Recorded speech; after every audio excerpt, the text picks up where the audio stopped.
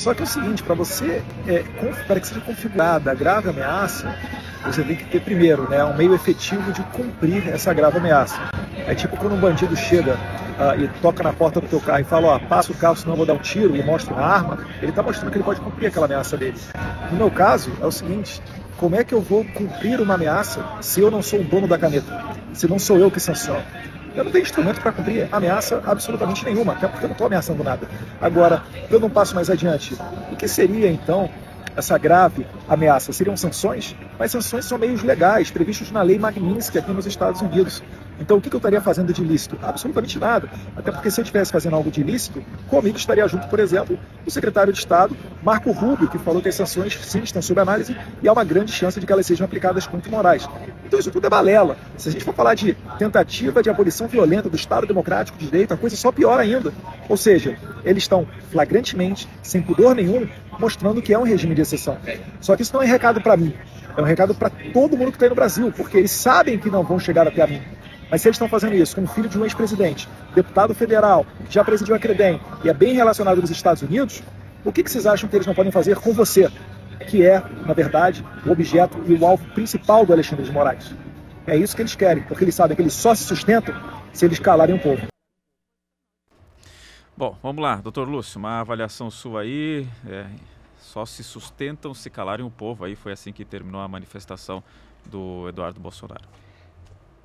Léo, doutor Rafael, veja, a fala do deputado, e não é porque é o deputado Eduardo Bolsonaro, poderia ser qualquer outro deputado, né? A fala, de uma certa forma, até determinado momento, ela reforça inclusive o que eu tenho dito. Que bom que nós vamos ter um inquérito, um processo investigatório, formal, com a garantia de direitos, de defesa, do contraditório, exatamente para que se comprove, ao fim e ao cabo, de que não há, né, o crime cometido pelo agente. Primeira situação. Segunda situação, quando o deputado fala, né, que isto interessa exatamente a você, ou seja, o grande público, né, a massa em geral, de fato, interessa a população. Por quê? Porque a população comprova com isso, e a nossa interativa está indicando, né, de que está ali garantido o direito não apenas, né, do devido processo legal, da sua ampla defesa, mas inclusive de expor as suas opiniões dentro de um processo democrático, né? O povo tem o direito de se manifestar, tem o direito de dizer se acha correto ou não a abertura de um processo investigatório, porque nós vivemos numa democracia. Diferentemente do que sustenta em determinado momento dizer que nós estamos sobre um regime de exceção. E veja, a coação no curso do processo se dá por quê? E aí eu acho que é importante a gente, do ponto de vista didático, separar algumas coisas.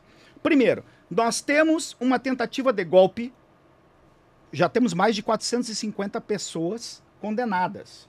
Então, não é 1, 2, 10, mais de 450 pessoas condenadas. Né? Não é uma senhorinha com a Bíblia embaixo do braço que só fez lá um desenho de batom.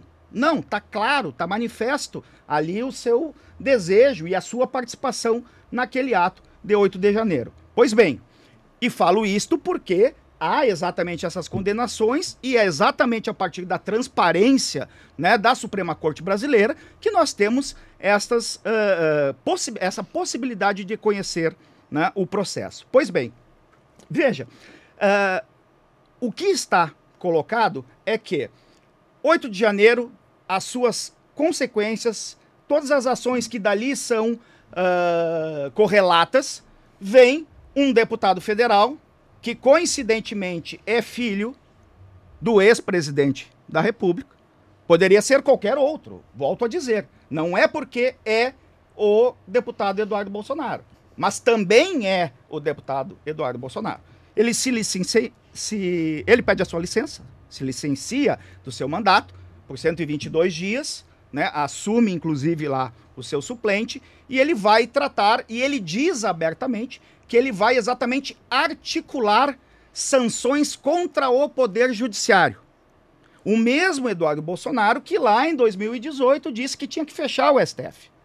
Ele reviu, se desculpou, mas isto ficou nos anais da história. Pois bem, então veja, O doutor Rafael falava aqui da sua coerência, da sua ética, do seu profissionalismo. E é verdade, doutor Rafael, nós somos responsáveis por todos os atos e omissões que praticamos ao longo da nossa vida profissional e pessoal, não é? Pois bem, o deputado teve esta fala, está lá, se desculpou, mas teve essa fala. Não há como negar, é fato. E ele vem e diz que vai articular sanções contra ministros do Poder Judiciário. Aí alguém diz, mas essas sanções são em relação à pessoa do Alexandre de Moraes, não ao ministro, não é ao Poder Judiciário. Ora, não existe aqui, salvo melhor juízo, né, o Alexandre de Moraes ministro, o Alexandre de Moraes pessoa. É uma coisa só. Assim como, por exemplo, ontem nós assistimos a ministra Marina Silva, ela é a ministra Marina Silva, mas ela também é a mulher Marina Silva. Né? Então não há esta divisão. Pois bem, então quando há esta ação, né, e veja, aqui intenciona-se evidenciar o dolo. O que o deputado foi para os Estados Unidos e disse, vou articular sanções contra o Poder Judiciário. Ponto. Ou seja, ele usa a democracia para ir, né, ao exterior, querer, por exemplo, nas palavras do professor Lênin Streck, conspirar contra a própria democracia. Né? Então, veja, eu tenho muito claro para mim, pelo menos nesta fase embrionária, de que o inquérito é um procedimento necessário para se verificar se houve ou não, por exemplo, este dolo, esta intenção. E muito do que para concluir, Léo, que o deputado ali no vídeo comenta, muito do que ele, enfim, fundamenta, não exige o resultado. E o doutor Rafael sabe melhor do que eu. Basta exatamente intencionar, dar início a essas articulações, ou, como eu disse, né, referi o professor Lênin Streck, né, essas conspirações contra o processo democrático. Vocês vejam, o telespectador, o Léo, o Dr. Lúcio, como todas essas nossas visões são antagônicas. O Dr. Lúcio acabou de referir que houve uma tentativa de golpe de Estado, porque há no Supremo Tribunal Federal algumas condenações, e a senhora que estava pintando lá a estátua, Perdeu Mané, estava praticando um golpe de Estado. Vocês vejam como as visões são totalmente antagônicas. Vocês vejam como as visões são totalmente antagônicas. E quem está dizendo que não houve um golpe de Estado não é o Rafael, não são dezenas, milhares de pessoas, advogados. O próprio ministro Marco Aurélio, nas últimas manifestações, ao sair do Supremo Tribunal Federal e observar o que está acontecendo no Supremo Tribunal Federal, ele está se manifestando, denunciando que todos os requisitos formais de uma denúncia, a individualização das condutas, não são respeitadas. E, principalmente, a questão da prerrogativa de foro. Por que essas pessoas estão sendo julgadas no Supremo Tribunal Federal? Não é o Rafael Coelho que está dizendo, não é o Dr. Lênin Streck, a quem eu não quero saber o que pensa sobre democracia. Quem está dizendo isso é o ex-ministro Marco Aurélio. Então, essas questões que nós divergimos, doutor Lúcio, são questões fundamentais, porque a gente precisa esclarecer para a população que há o seu lado de ver a coisa e há o meu lado de ver a coisa. Então, há uma situação em que o senhor consegue enxergar um golpe de Estado num pipoqueiro que estava ali no meio vendendo algodão doce e uma senhora que está pichando uma estátua, e que eu não considero golpe de Estado. Eu não posso considerar certo uma denúncia que não tem individualização das condutas, seja no 8 de janeiro, seja em qualquer processo lá de Tucunduva. Sim, senhor. O senhor me permite uma parte. Doutor Rafael, só para ajudar aqui no nosso desenvolvimento, o senhor está dizendo que, né, por exemplo, as pessoas que estão nos acompanhando têm a possibilidade de verificar exatamente 2 posicionamentos distintos. E eu gostaria de lhe perguntar por que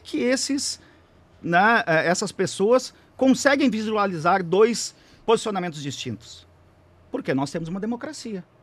Porque se nós vivêssemos um estado de exceção, como sustentou o deputado no vídeo exposto agora, não haveriam 2 posições ou mais posições. Mas, doutor Lúcio, haveria uma única. E isso ponto. E quem não rezar a cartilha, né, extirpado, exterminado, né, do Estado.